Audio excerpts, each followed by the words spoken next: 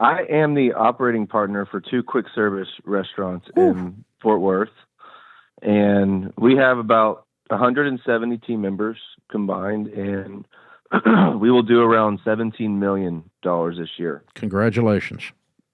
Thank you. Very high volume, but also very high turnover Of course, in the industry. Yeah. And so the average is what, 300%? I would say industry is definitely 150% or more. Oh, is it? Okay. Industry, yes. We're at around 50%, so I would say we're doing good. Yeah, you're doing real good. But I think my question relates more to if I could reference your podcast around building the round table, specifically turnover in leadership. I am turning over one person every 6 months at that table, and I feel like I'm on defense. And so how do you build something that is lasting when you know there's constantly going to be turnover? And how do you know when it's time to stop fighting the turnover and plan and design for it?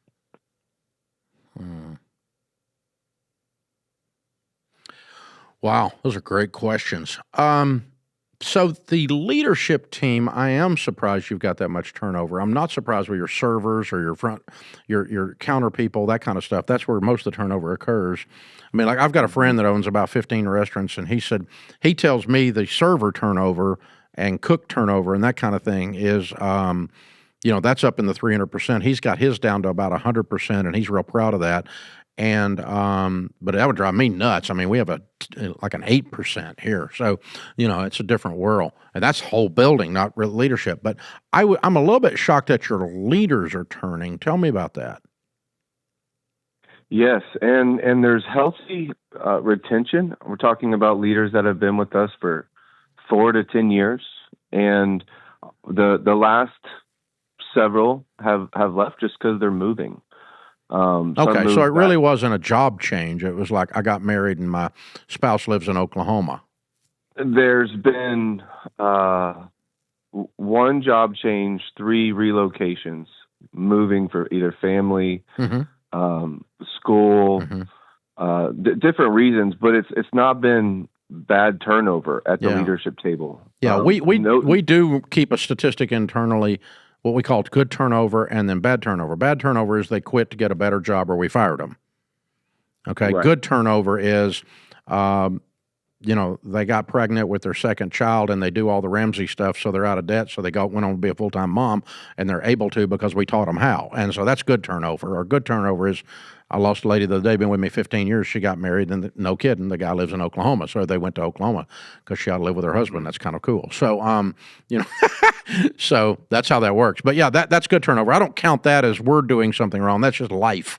So you only had a couple that are in the last couple of years. You don't have a lot of leadership turnover. It might be the age group that you're hiring. The younger they are, the more family changes they've got, getting married, having kids and so forth, the more you're going to have a demographic push to push them out. So you're going to have some of that. Like we've got a real young crew here. Average age in the building's probably under 30 right now. And so we get some turnover just due to that. That hasn't got anything to do with Ramsey did something wrong, or we're missing something. So anyway, I think what I would do is I'm going to put a series of values and principles around the leadership table that we're functioning on, and make sure that we all are adhering to those core values, and we're all holding each other accountable to those. And the leadership team has developed extreme trust. Go through Lencioni's book, 7 Dysfunctions of a Team. Make sure that the team's not functioning in any of those dysfunctions, and constantly be teaching leadership to your leaders. When they leave, just think, I'm Nick Saban. And now that coach is able to go coach and be Kirby Smart at Georgia, who used to work for Nick Saban. And just take some pride in the fact that they're going to go be successful because of they had the pleasure of working on your leadership team. And what you instilled in them while they were there you are Nick Saban in this case, okay? There's a lot of coaches have been birthed out of the Saban dynasty, a lot of winning coaches. And so there's a pride you can take in that, even though it didn't benefit Nick Saban, except that he just influenced these men who become world-class coaches themselves. And so, you could take some pride in that. An example on the front line on that would be the folks at Chick-fil-A. They don't expect the teenager in high school that's working their front counter to work there for 25 years on average. So they take great pride in what they instill in to that teenager in training and in values while they're working there. And so then teenagers want to come to work there, even though they know it's not a career move, but what they're getting poured into them while they're there is of great value. And so it becomes a very attractive hiring model because you become known as the guy who teaches leadership at the round table. You become known as the guy who lifts up the teenager and teaches them values and hard work in a world that is so confused and screwed up that they don't even know how to navigate. And so, you can be that guy, but the part of that is I had EntreLeadership Master Series a few months ago now, over in Texas where you are, and I had 2 former team members running businesses in the audience learning leadership from us and paid to come to our event, and they used to work here. And so I just had to go, I'm Nick Saban. Mm-hmm. Because they're both friends. They're both good guys. They both left to open their own thing when they left here using what I taught them, but I lost them. And all I get for that is I get the satisfaction of being Nick Saban, in that case, right? And they're studs. Both of them are great guys. Right. And I gave them both a hug when I saw them in the audience, so that kind of thing. But that's the only thing you can do is just go, I'm doing the right thing. And then what that does is it spreads beyond just that singular transaction and becomes a cultural icon to where it becomes very attractive to come to work for Ryan. Because he's the guy you want to work for if you want to learn leadership. The 10 years I spent with Ryan changed and formed me as a man.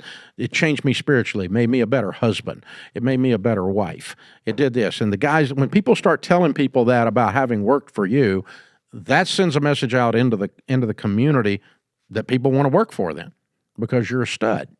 You're a great leader at that point. But it is a long play, and it's your only play. The second part of your question is, do I just get used to and tolerate the high turnover?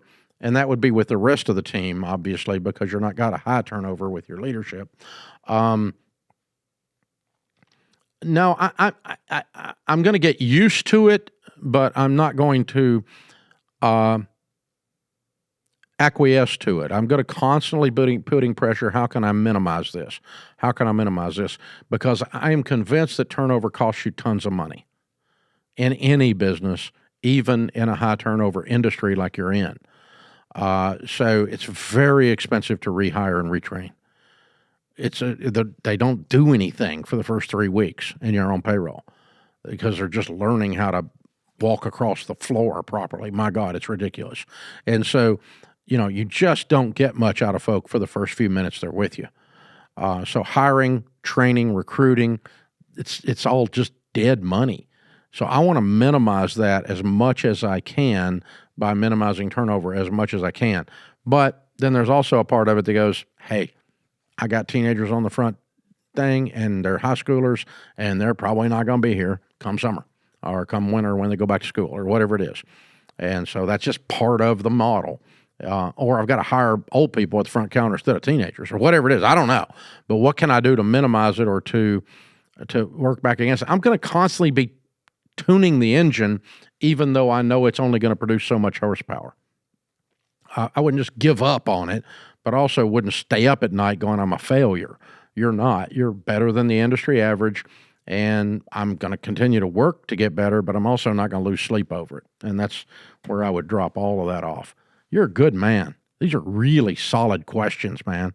You're really thinking about this, and you're doing a good job. $17 million out of 2 stores, pretty strong. Well done, buddy. Well done.